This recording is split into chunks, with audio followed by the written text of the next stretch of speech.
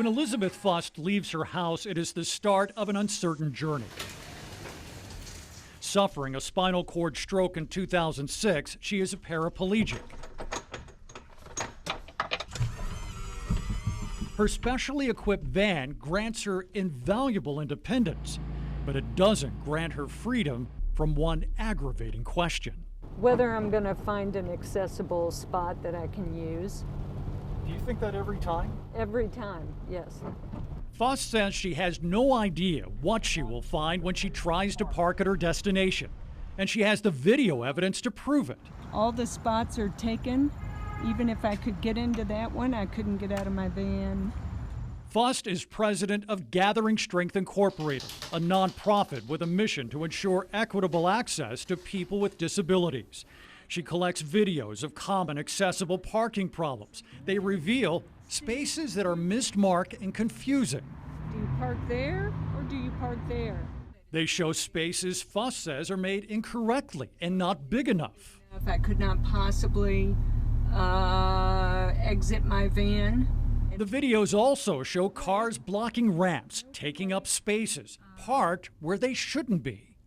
You can see car parked in the hash marks here.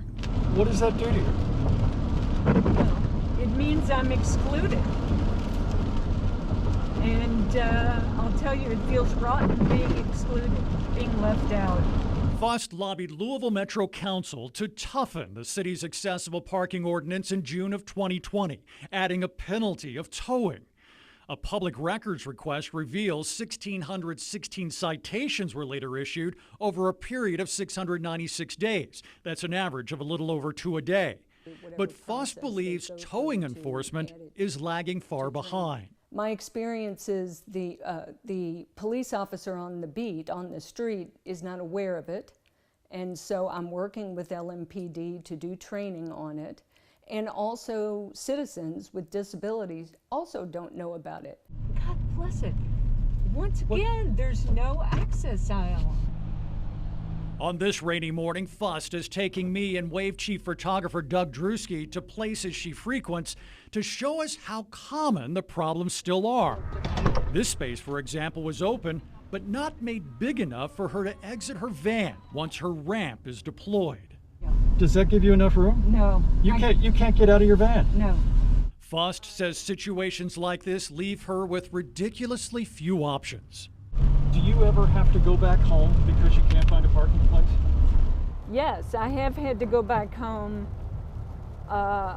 or I have to find someone to help me. That has got to be frustrating. It is frustrating.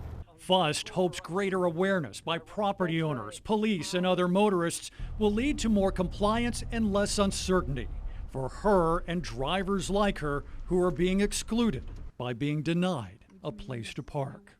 I want people to do this not because they feel sorry for me or for us, but because they value us, because we contribute to the community and we should be involved.